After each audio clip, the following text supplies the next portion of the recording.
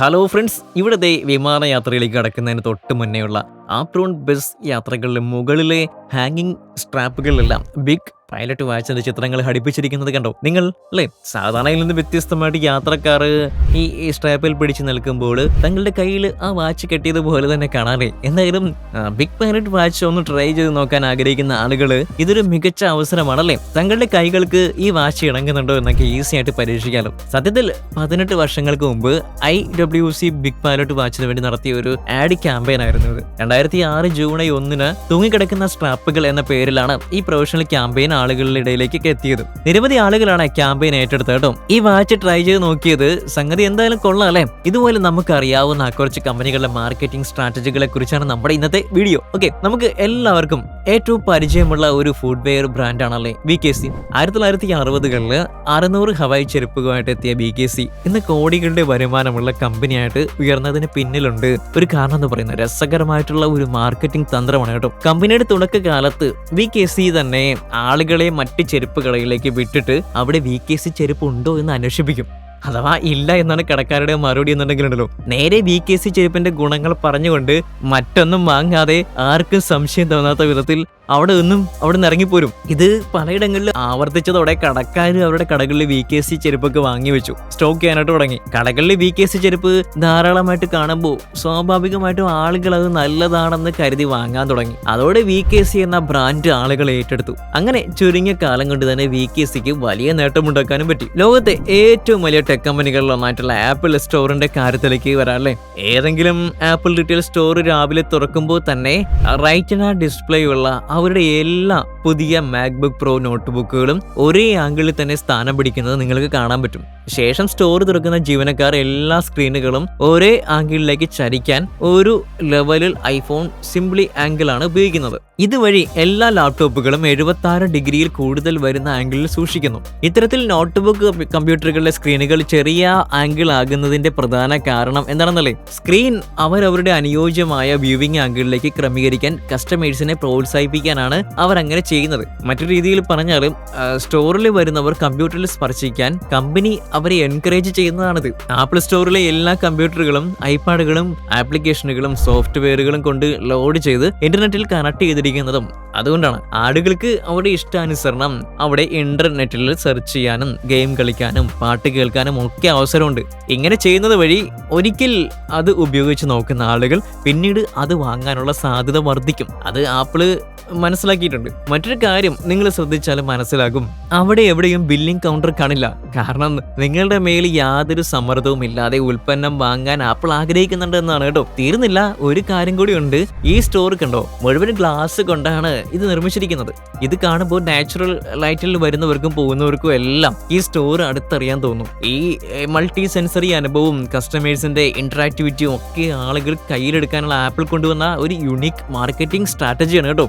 ലോകത്തിലെ ഏറ്റവും വലിയ 2 ബീവറേജ് കമ്പനികളാണ് കൊക്കക്കോളയും പെപ്സിക്കോയും എന്ന് പറയുന്നത്. സോഫ്റ്റ് ഡ്രിങ്ക്സ് ബിസിനസ് രംഗത്ത് ആധിപത്യത്തിനായുള്ള ഇവരുടെ പോരാട്ടങ്ങൾ ഏറെക്കുറെ എല്ലാവർക്കും അറിയാവുന്ന ഒന്നാണല്ലേ. എന്നാൽ വെറും 6 മാസം കൊണ്ട് പെപ്സിയുടെ ഉൽപ്പന്നങ്ങളെ പിന്തള്ളിക്കൊണ്ട് കൊക്കക്കോള മാർക്കറ്റ് പിടിച്ചെടുത്തത് എങ്ങനെയാണെന്ന് അറിയോ? പെപ്സി കമ്പനി അവരുടെ പുതിയ പാനീയമായിട്ട് ക്രിസ്റ്റൽ പെപ്സി അവതരിപ്പിച്ചതോടെയാണ് എല്ലാം ആരംഭിച്ചത്. തങ്ങളുടെ എതിരാളിയുടെ ഉൽപ്പന്നം കൂടുതൽ ജനപ്രിയമാകുന്നുവെന്ന് മനസ്സിലാക്കിയ കൊക്കക്കോള പിന്നീട് വളരെ മികച്ച ഒരു ജീനിയസ് പ്ലാൻ വികസിപ്പിച്ചെടുത്തു. കൊക്കക്കോള പിന്നീട് ക്രിസ്റ്റൽ പെപ്സിക്ക് സമാനമായിട്ടുള്ള ചാബ് ക്ലിയർ എന്ന ഒരു പാനീയം അവതരിപ്പിച്ചു. ഇനിയാണ് യഥാർത്ഥ സംഗതി ആരംഭിക്കുന്നത് കേട്ടോ. ഈ പാനീയത്തിലാവട്ടെ പഞ്ചസാര കൂടാതെ യാതൊരു രുചിയും ഇല്ലാതെയാണ് നിർമ്മിച്ചത്. ഇത് ആളുകൾ മനഃപൂർവ്വം വെറുപ്പുളവാക്കി. ഇത് വെച്ച് മിടുക്കരായ കൊക്കക്കോളക്കാർ ചെയ്തത് എന്താണെന്നോ, അവരുടെ ഈ ടാബ് ക്ലിയറിനെ എല്ലായ്പ്പോഴും ഷോപ്പുകളിലെ ഷെൽഫിലും റീറ്റെയിലർമാരിലും ഒക്കെ ക്രിസ്റ്റൽ പെപ്സിക്ക് അടുത്തായിട്ട് തന്നെ വെച്ചു. ഇത് എന്തുകൊണ്ടാണെന്ന് നിങ്ങൾ ഒരു പക്ഷെ ചിന്തിക്കുന്നുണ്ടാകും.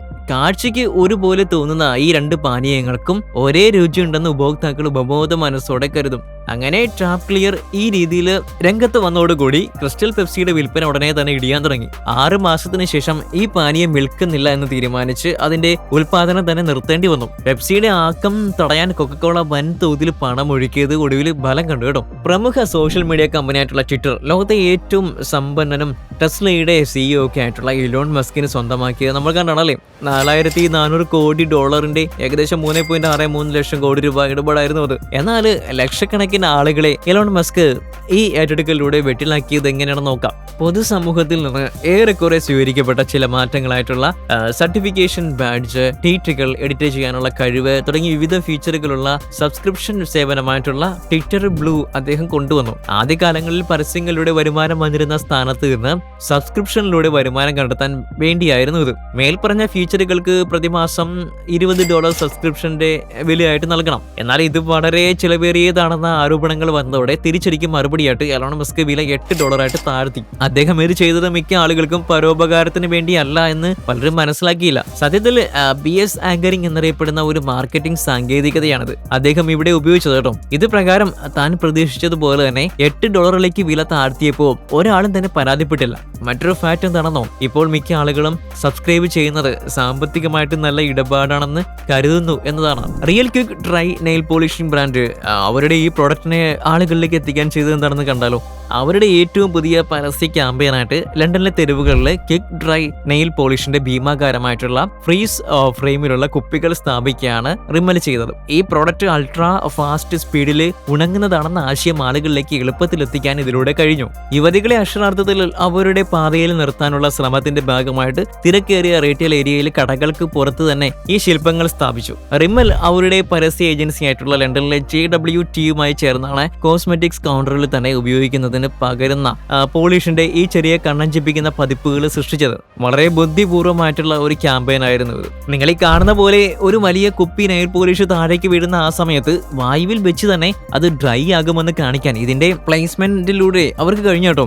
ഈ നെയിൽ പോളിഷ് ശക്തമായ ഗുണനിലവാരമുള്ളതും പെട്ടെന്ന് ഉണങ്ങുന്നതും ആണെന്ന ആശയം ആളുകളിൽ ശക്തിപ്പെടുത്താൻ അത് സഹായിച്ചു. അതിശോക്തി, വിഷ്വൽ അനലോഗി, വിഷ്വൽ സർപ്രൈസ് ടെക്നിക്കുകൾ എന്നിവയ്ക്കൊപ്പം ഇൻസ്റ്റലേഷൻ സർപ്രൈസ് തന്ത്രവും ഇതിൽ വളരെ രസകരമായിട്ടുള്ള രീതിയിൽ ഉപയോഗിച്ചു എന്നതാണ് മറ്റൊരു കാര്യം. ഇതിലും മികച്ചൊരു മാർക്കറ്റിംഗ് തന്ത്രം സ്വപ്നങ്ങളിൽ മാത്രമെന്ന് പറയേണ്ടി വരുമല്ലേ ഫ്രണ്ട്സ്. മാർക്കറ്റിംഗ് കമ്പനി പല മാർഗങ്ങളും പയറ്റാറുണ്ട്. അതിലൊന്നാണ് സബ്ലിമിനൽ മാർക്കറ്റിംഗ് എന്ന് പറയുന്നത്. പരസ്യം കാണുന്നവർക്ക് ഒരു പ്രത്യേക പോയിന്റ് ലഭിക്കുന്നതിന് തികച്ചും മനഃപൂർവ്വമായിട്ടുള്ള സന്ദേശങ്ങൾ, ശബ്ദങ്ങൾ അല്ലെങ്കിൽ ദൃശ്യങ്ങൾ എന്നിവ ഉപയോഗിച്ച് ആളുകളിലേക്ക് എത്തിക്കുകയാണ് ഈ മാർക്കറ്റിംഗിലൂടെ ചെയ്യുന്നത്. ഇതിലൂടെ അവർ കാഴ്ചയിൽ ചില കാര്യങ്ങൾ മറയ്ക്കും. KFCയിൽ നിന്നുള്ള ഒരു പരസ്യം തന്നെ നോക്കാട്ടോ. ഒറ്റ നോട്ടത്തിൽ സാധാരണമായിട്ടുള്ള എന്തെങ്കിലും കണ്ടോ? ശരി, വീണ്ടും നോക്കിയേ, ബർഗറിലേക്ക് ഫോട്ടോഷോപ്പ് ചെയ്ത ഒരു യഥാർത്ഥ ഡോളർ ബില്ലുള്ളതായിട്ട് കാണാൻ കേട്ടോ. യഥാർത്ഥത്തിൽ അതിന് $1 ചെലവാകും. ഇനി ഈ ക്യാൻ കണ്ടോ, കൊക്കക്കോള സന്തോഷത്തോടെ അതിന്റെ ബ്രാൻഡ് ഇമേജുമായി ബന്ധിപ്പിക്കുന്നത് എങ്ങനെയാണെന്ന് ഇതിലൂടെ മനസ്സിലായോ? ഇനി വാച്ചുകളുടെ കാര്യത്തിലേക്ക് വരാൻ കേട്ടോ. കാഴ്ചയിൽ പുഞ്ചിരിക്കുന്നത് പോലെ തോന്നിപ്പിച്ച വാച്ചുകൾക്കായുള്ള എല്ലാ പരസ്യങ്ങളിലും സമയം 10 കഴിഞ്ഞ് 10 സജ്ജീകരിച്ചിരിക്കുകയാണ്. ശ്രദ്ധിച്ചു നോക്കിയായിട്ട് മനസ്സിലാവും. കാരണം അത്തരത്തിൽ ഒരു സമയം സെറ്റ് ചെയ്ത് വെക്കുമ്പോൾ വാച്ച് നിങ്ങളെ നോക്കി പുഞ്ചിരിക്കുന്നത് പോലെ തോന്നിക്കുന്നതിന് വേണ്ടിയിട്ടാണ് ഇങ്ങനെ ചെയ്യുന്നത്.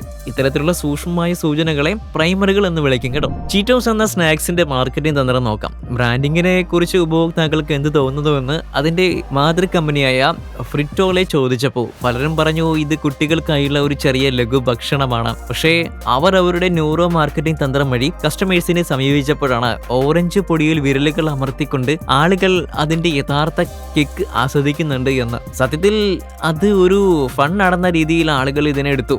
യഥാർത്ഥത്തിൽ എല്ലായിടത്തും ഒട്ടിപ്പിടിക്കുന്ന ഈ ഓറഞ്ച് പൊടി ലഭിക്കുന്നത് ചീറ്റോസ് ലഘുഭക്ഷണത്തിന്റെ ഒരു പോരായ്മയായാണ് കണക്കാക്കപ്പെടുന്നത്.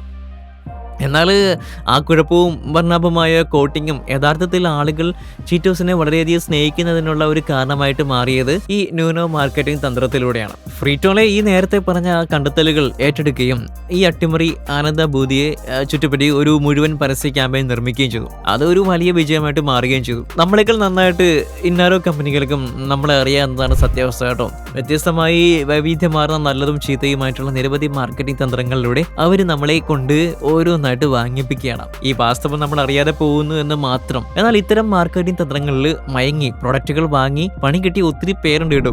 ഇത് കണ്ടോ, ക്യാപ്റ്റൻ ജാക്ക് സ്പാരോയുടെ ലുക്ക് പിടിക്കാൻ നോക്കിയതാ പുള്ളി കേട്ടോ. എന്നിട്ട് ഇപ്പോ നമ്മുടെ ഹീറോ നിൽക്കണ നിൽപ്പ് കണ്ടോ, പെറ്റത്തള്ള പോലും സഹിക്കൂല എന്റെ ശിവനെ. ജെന്നിഫർ ലോപ്പസിന്റെ ഗ്രീൻ വേഴ്സസ് ഡ്രസ്സിൽ ഇൻസ്പയർ ആയിട്ട് വാങ്ങിയതാണ് പുള്ളി ഈ ഡ്രസ്സ് കേട്ടോ. മൊത്തത്തിൽ ഒരു പച്ചപ്പും ഹരിതാപയും ഒക്കെ ഉണ്ടെങ്കിലും എന്നിട്ടും അതിട്ട് ആ ഫോട്ടോയ്ക്ക് ഇത്രയും കോൺഫിഡന്റ് ആയിട്ട് പോസ് ചെയ്ത് അദ്ദേഹത്തിന്റെ ആ മനസ്സ് നമ്മൾ കാണാതെ പോരും സുഹൃത്തുക്കളെ. നിനക്കതൊക്കെ എങ്ങനെയാ സാധിക്കുന്നത്? ഓൺലൈൻ ഷോപ്പിങ്ങിലെ അമളികൾ നമ്മൾ ഒരുപാട് കണ്ടിട്ടുണ്ട് അല്ലെ? ഇവിടെ ദേ ഈ ചേച്ചി കണ്ടല്ലോ കിട്ടിയ പണി കണ്ടോ? കുട്ടിക്കാലത്ത് പെറ്റിക്കോട്ട് വലിച്ചു കയറ്റിയത് പോലെയായി. വാങ്ങിയത് ചേച്ചിക്ക് വേണ്ടിയാണെങ്കിലും കിട്ടിയപ്പോൾ കൊച്ചിന് ഉപയോഗിക്കാൻ പാടില്ലായെന്ന് മാത്രമല്ലേ. അപ്പോൾ ഫ്രണ്ട്സ്, ഇന്നത്തെ വീഡിയോ നിങ്ങൾക്ക് എല്ലാവർക്കും ഇഷ്ടപ്പെട്ടു എന്ന് കരുതിയാണ് SSM അവതരിപ്പിച്ച്. അപ്പോൾ 6th സെൻസ് മലയാളം വീണ്ടും ഇതുവരെ നല്ല വീഡിയോ ആയിട്ടൊക്കെ വരാൻ കിട്ടും. അപ്പോൾ എല്ലാവരും ഇത് സബ്സ്ക്രൈബ് ചെയ്യണം. പുതിയതായിട്ട് കാണുന്നവരൊക്കെ ലൈക്ക്, ഷെയർ, കമന്റ് ഒക്കെ ചെയ്യണം. ഓക്കെ, അപ്പോൾ ഇന്ന് നമ്മൾ കണ്ട ഈ മാർക്കറ്റിംഗ് സ്ട്രാറ്റജികളെ കുറിച്ച് നിങ്ങൾക്ക് എന്താണ് തോന്നുന്നത് കൂടി കമന്റ് ചെയ്യണം കേട്ടോ. അപ്പോൾ നമുക്ക് അടുത്ത ഒരു നല്ലൊരു എന്റർടൈൻമെന്റ് ആയിട്ടുള്ളതും ഫണ്ണായിട്ടുള്ളതും അറിവ് പകരുന്നതും ഒക്കെ ആയിട്ടുള്ള വീഡിയോസുമായിട്ട് 6th സെൻസ് മലയാളം വീണ്ടും വരാം. അപ്പോൾ സ്റ്റേ ട്യൂൺ.